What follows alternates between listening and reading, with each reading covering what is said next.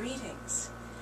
Last time you were on the show, I asked you, we had a conversation about infertility treatments and the fact that we haven't been doing it long enough really on this planet to understand all the possible consequences that could be happening to bodies. Yes. And you gave us an insight into what's happening to the cell of the created child or children, which was fascinating.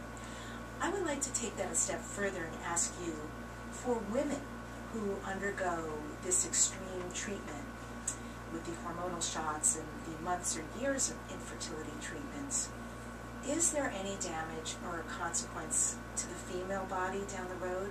Yes. The consequence is quite substantial.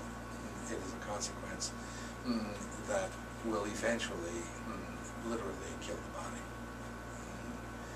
Your body was designed to go 10,444 years, by the way, just to let you know. Most people manage to get 75 to 80 years. Not a very good track record. No, it's not. You take fertility treatments and you add them to the body. Yeah. And from a purely scientific perspective, very, very little from the point of view of physical harm to the body. There is some. There are certain chemicals, et cetera, that do harm the body. From an emotional perspective, and this is the key here, from an emotional perspective, there is such harm that is created to the body, and harm first and foremost that precipitated the necessity of having fertility treatments, and secondly the harm afterwards. That the resultant is individuals find themselves oftentimes creating diseases within their body as they age, diseases that are not necessary to be created. Most of them involving reproductive organs, feminine sexuality organs. You see? And so the resultant is they find themselves wondering why they've encountered these particular harms in their body later on. They don't recognize that it had to do with a disconnect between their emotional self and the total physical and mental self. Is it? Yes. Other flushes that people can do to get their bodies back on track? A flush. You want to flush the emotional self. Oh, that's a good one. Okay, if you really want to flush yourself emotionally, have a session with us. We guarantee you will flush you. Right on. Okay. Now, beyond that, if you really want, start connecting to, truthfully, to your inner self, to that which you fear the most. And some would say, go to your dark side. But in actual fact, the dark side is not really dark. It's just that which is feared the most. And if you look at yourself and start exploring yourself emotionally, you will recognize that every individual on the planet, virtually, not all, virtually all, have at least 3 to 7 dark areas of their life that they try to avoid. Some have more, some have a little bit less. Most are about that, in that range. You see? How's that for an average? Works for me. And when I've heard that word before, dark side. When you say that, do you mean like the shadow side, the side that we're not terribly comfortable with? Yes, that's what individuals such as yourself call it. The dark side, where the force doesn't reside. Nothing to do with Star Trek, of course, or Star Wars. Basically, yes, it's the part of you that you yourself are unwilling to recognize, to connect to love, really. It's that part of you that you don't love. Now, take a look at yourself, dear Deborah, if we may use you as an example. Okay. And if you're, oh, there she goes. Oh. What darkness are we going to pull up? Which part of you do you not love?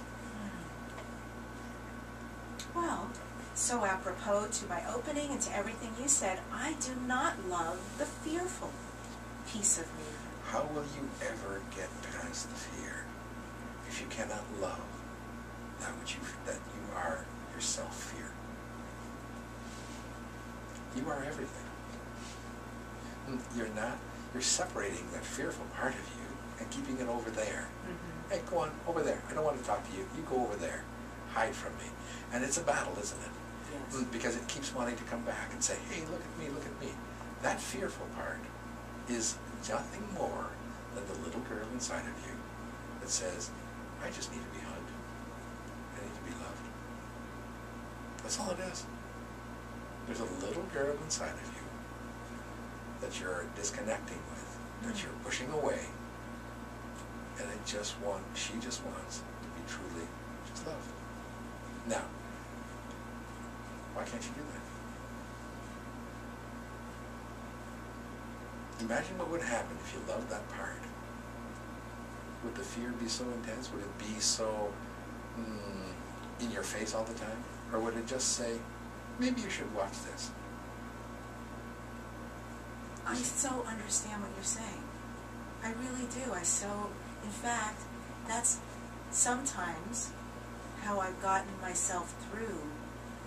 If there's something I really want to do, but I've convinced myself I can't for many reasons, I literally talk to myself like I'm a little child and say, if you'll just do this once, if you don't like it, you don't ever have to do it again. Yeah. But if you like it, we'll keep coming back. I mean, I really have to baby myself in a way. Yes, but you see, as you grew older, your mind has chosen to separate these parts of you into different functions inside of you. Psychologists will talk all about this, by the way. But even beyond that, there's an inner core self, an inner part of you that is just that small, vulnerable part of you that wants to express itself. And that vulnerable part cannot, as long as you yourself are unwilling to acknowledge that it exists. Wow. I hope a lot of people are resonating with this, because that's powerful. Yes. And if you really want to explore your vulnerability, and we did a number of series, a lot of them, on vulnerability, beginning, intermediate, and advanced, all designed to help the listener get into that part of them that they so fear. And that is the brilliant part of them. You fear more than anything else your brilliance. And since this is the year of the brilliance, what better way to bring this matter up? Yes, and for the listeners too, I would like to say there is tons to listen to from the Wonders, so please, I have spent almost every day since I first met them on the computer listening, podcasts, and all sorts of workshops. And what you've done is like the drop in the ocean, isn't it? It's only a small portion. And by the way, we intend on keeping speaking now for another 200 to 300 years, depending on how long we can keep this one's body going. Yes.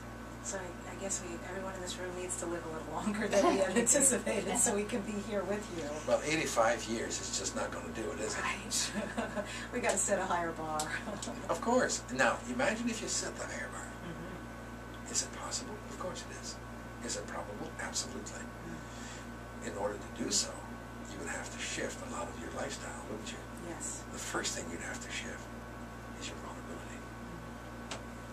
You see? Yes.